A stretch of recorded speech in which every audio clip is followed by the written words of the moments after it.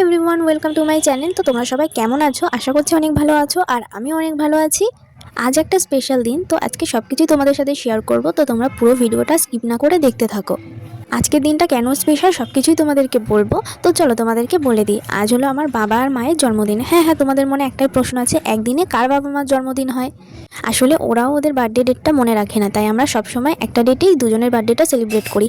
আর উল্টে আজকে আরও একটা দিন, কি জানো তো? আজকে আমাদের বাড়িতে হরিসভা। তো তোমরা তো সবাই জানো যে আমরা মতুয়া, তো সেই হিসেবে আমাদের প্রতি মাসে একটা করে হরিসভা আমাদেরকে দিতে হয় মন্দিরে।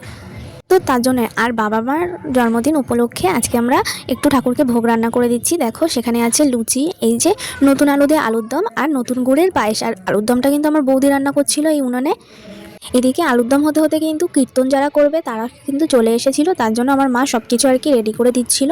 আর ঠাকুরের ভোগটাও এখানে নিয়ে এসেছিলাম আমরা মন্দিরে, তো মা সব কিছু রেডি করে দিচ্ছে।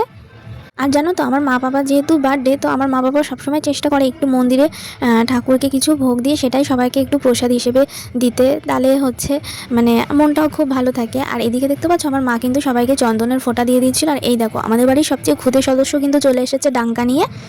আর ওর তো ডাঙ্কার নিয়ে তো তোমরা অনেক হিস্ট্রি দেখেছো আমার পেজে, আমার ইউটিউবে। তো ওকে আর বলার কিছু নেই ওকে নিয়ে। আর এদিকে অনুষ্ঠান হতে হতে আমরা কিন্তু চলে গেছিলাম কেক আনতে। আর দেখো কেকটা কীরকম হয়েছে অবশ্যই কমেন্ট করে জানিও। আর এদিকে কিন্তু আমাদের কেক নেওয়া হয়ে গেছে, তারপর আমরা খেয়েছিলাম ফুচকা আর এই যে স্যান্ডউইচটা। আর এই স্যান্ডউইচটা খেতে কিন্তু আমার দারুণ লাগে। তারপর বাড়ি এসে দেখি এই যে আমাদের কীর্তন শেষ হয়ে গেছে। তো দেখতেই পাচ্ছ সবাইকে প্রসাদ দিয়ে দিচ্ছিল আমার বৌদি। প্রসাদে কী কী ছিল চলো তোমাদেরকে বলে দিই।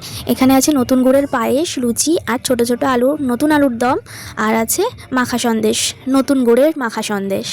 সবাইকে প্রসাদ দেওয়া হয়ে গেছে। এবার আমরা কাটিং করব কেক। দেখতে পাচ্ছ এই দুটো কেক কিন্তু মা আর বাবার জন্য নিয়ে আসা হয়েছিল। আর মা বাবা জানো তো একটু এক্সপেক্টই করেনি যে এইটা আমরা করব, প্ল্যান করব। তো দেখতে পাচ্ছ আমার বাবা মা কিন্তু প্রচণ্ড খুশি ছিল। আর এই দেখো দুজনেই দুটো কেক কাটবে।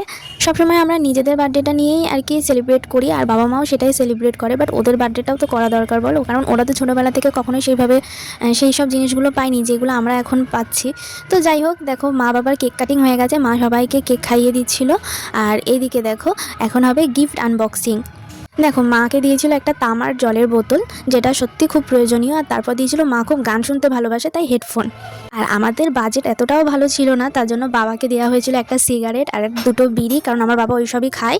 তো ওইগুলো পেয়ে আমার বাবা ভীষণ খুশি। তো তোমরা দেখতেই পাচ্ছ আমার বাবা এত খুশি। দেখো গিফট পেয়ে মা বাবা তো ভীষণ খুশি হলো। আর তারপর দেখো ওরা এত হাসাহাসি করছিল এইগুলো নিয়ে, যেহেতু ছোটো ছোটো জিনিসগুলো সত্যি ভীষণ হাস্যকর ছিল। আর এরকম একটা প্ল্যান ছিল আমার ছোটো বোনের। তো তোমাদের ভিডিওটা কেমন লাগলো অবশ্যই কিন্তু কমেন্ট করো। আর আজকের দিনটা জানো তো খুব ভালোভাবে কাটিয়েছি। তো গাইজ আমি একটুখানি কেক খেয়ে নিয়েছিলাম, আর কেকটা জানো তো এতটা টেস্টি ছিল কি আর বলবো। তো তোমাদের ভিডিওটা কেমন লাগলো অবশ্যই কমেন্ট করে জানিও। আর আজকের ভিডিওটা এখানে এন্ড করলাম, দেখা হচ্ছে নেক্সট কোনো ভিডিও।